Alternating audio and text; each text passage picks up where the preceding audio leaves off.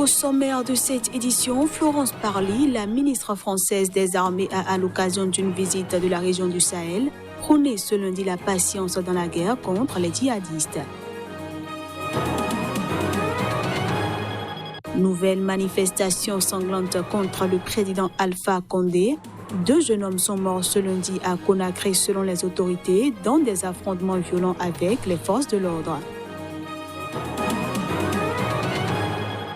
Et puis le Premier ministre soudanais Abdallah Hamdok a assuré ce lundi devant des victimes du conflit que son gouvernement s'attelait à pacifier le Darfour.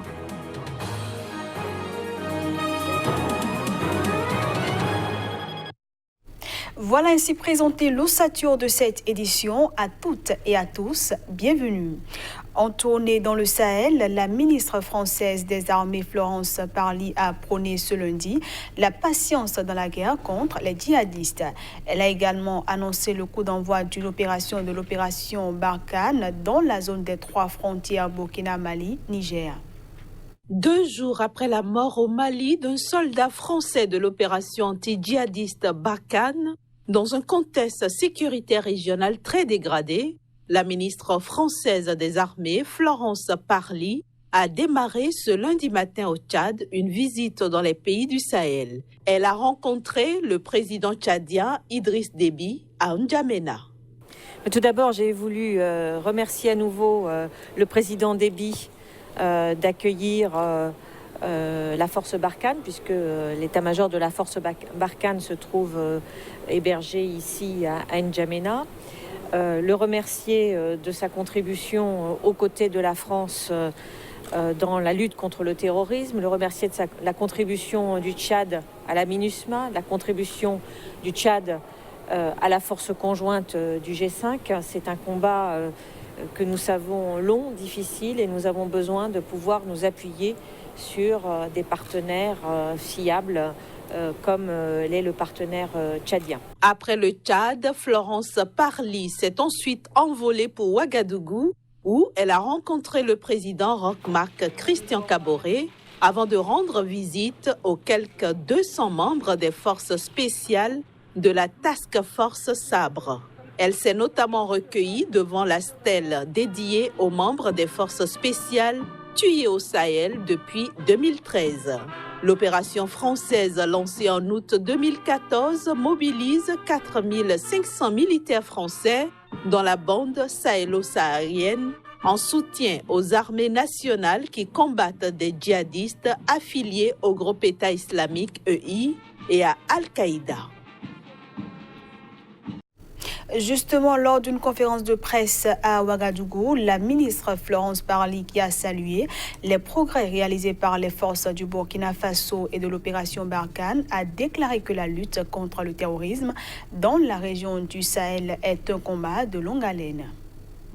J'ai également eu la possibilité de partager avec le président, au-delà des événements tragiques qui ont marqué l'actualité de ces derniers jours ou de ces dernières semaines, les progrès qui ont été réalisés dans la lutte contre le terrorisme, des progrès qui sont le fait de la collaboration qui se passe de façon très efficace entre Barkhane d'un côté et les forces armées burkinabées de l'autre.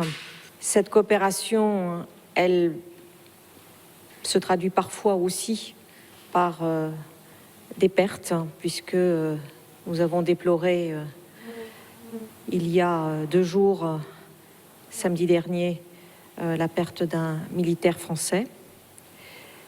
Néanmoins, le combat continue, il doit continuer, car c'est un combat de longue haleine que nous devons mener ensemble contre le terrorisme. Ce combat, je le disais, il se mène ensemble.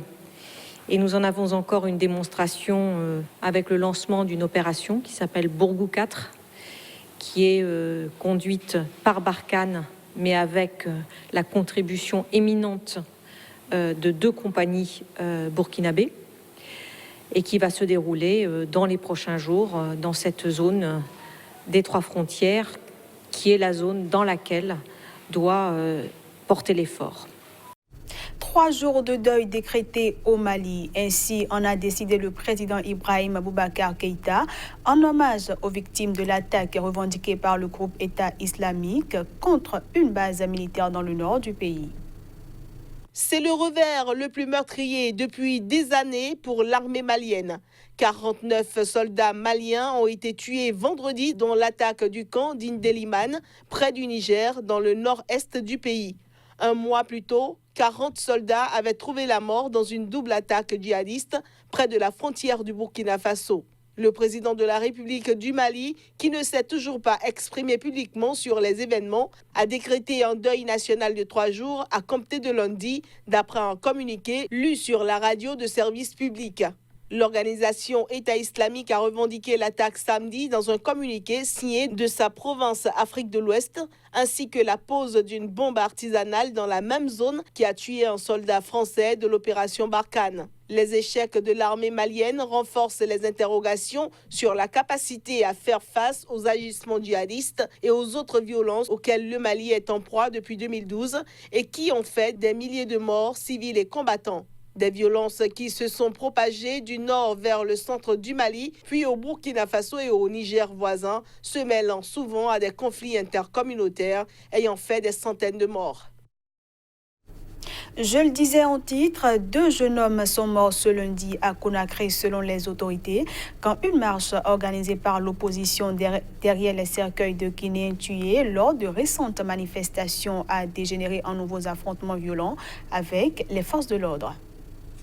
Affligés ou en colère, des centaines de Guinéens ont défilé à pied ou à moto dans le quartier de Bambeto sous haute tension au cri de justice pour les morts et Alpha Condé assassin. C'était derrière les cercueils de 11 manifestants tués lors des protestations contre un éventuel 3e mandat du président Alpha Condé. Mais des affrontements ont éclaté sur le trajet, jalonnés de pick-up de police, entre l'hôpital, où les familles et l'opposition avaient récupéré les corps, et la mosquée où était prévue une prière avant l'inhumation.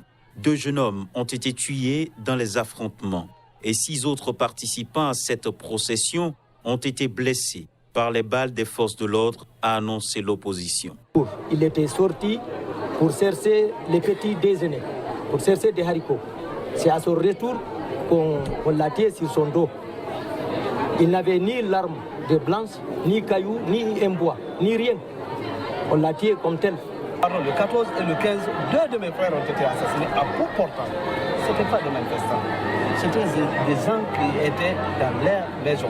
C'est de là que les forces de désordre sont sorties et tirées sur eux à bout portant. Trop c'est trop, mes frères. Je ne peux pas demander justice parce que je sais que justice ne sera pas faite en République de Guinée. Le problème de la Guinée, on connaît qui est le fondement de ce problème.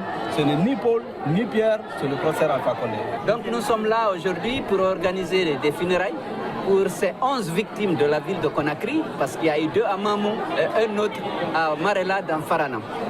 Pour rendre hommage à ces compatriotes qui ont fait le sacrifice ultime pour que triomphe dans notre pays la démocratie et l'état de droit.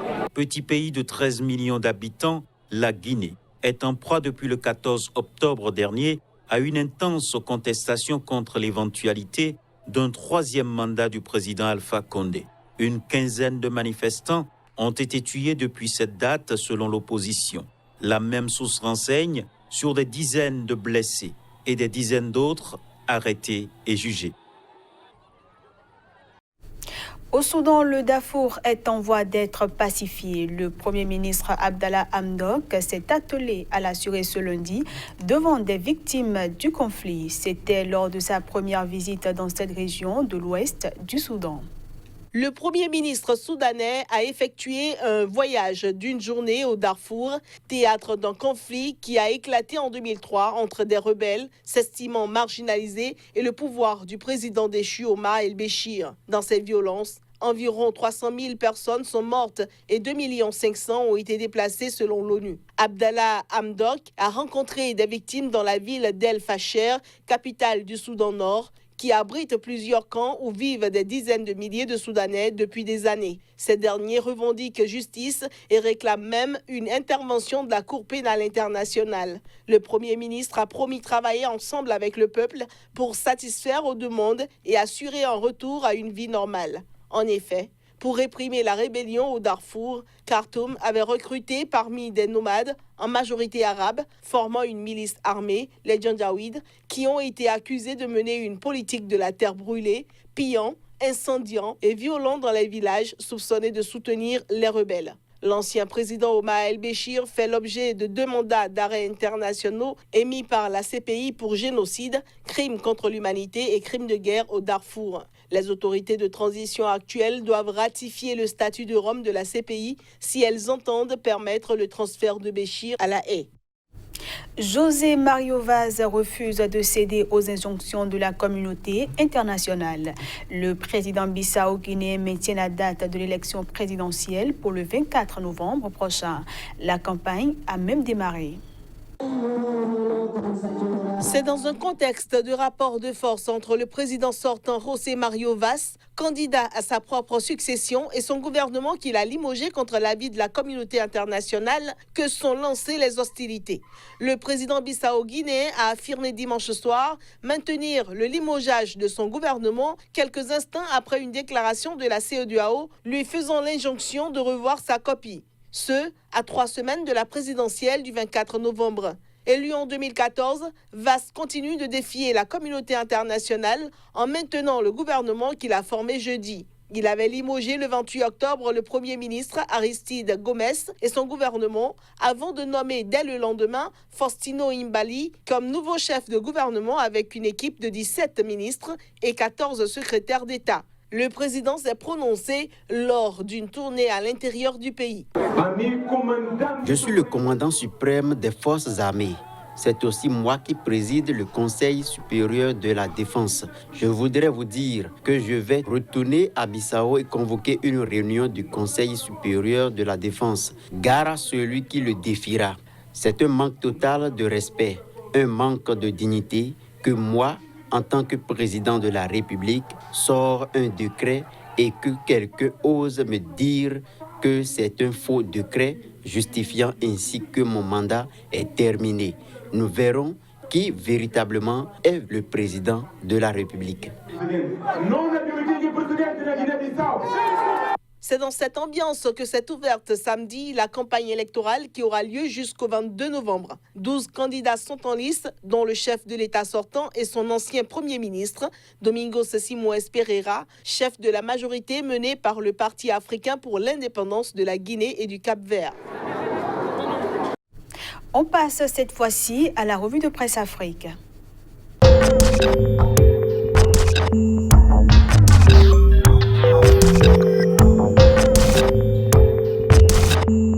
Bonjour à tous et bienvenue dans la revue de presse Afrique du jour. Au Sénégal, la société civile a décidé de donner de la voix face au débat qui s'installe sur une volonté de 3e mandat du président Macky Sall. Le Témoin de titrer « Vaste manifestation panafricaine ce week-end, la guerre contre le 3e mandat lancé depuis Dakar. La société civile sénégalaise n'est pas en reste face à d'autres questions actuelles. Enquête de titrer « Non-respect du calendrier électoral, la société civile durcit le ton ». Même titre avec Sud Quotidien, manque de lisibilité sur les dates des élections municipales et départementales. La société civile sort du bois. Le Quotidien dans la même veine, dialogue politique, la société civile élève la voix. Elle fustige la léthargie de la Commission nationale. Elle propose des locales pour 2020. Elle dénonce « Il y a 2 dialogues ».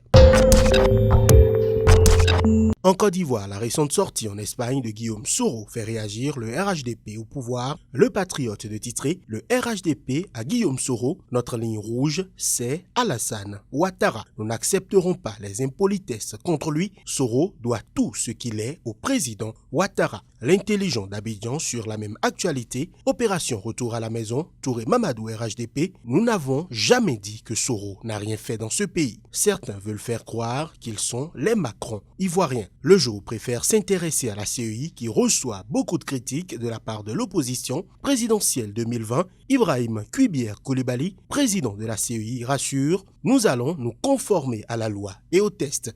tout sur la mission confiée à ses collaborateurs.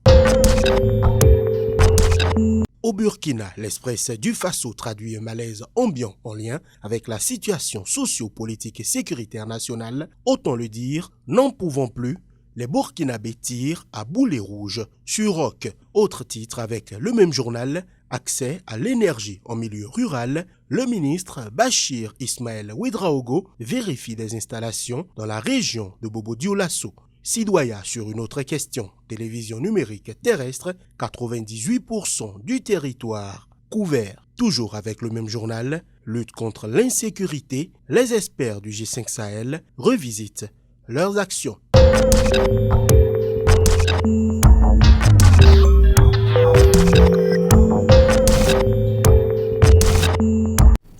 Et c'est la fin de cette édition que je vous remercie d'avoir suivi.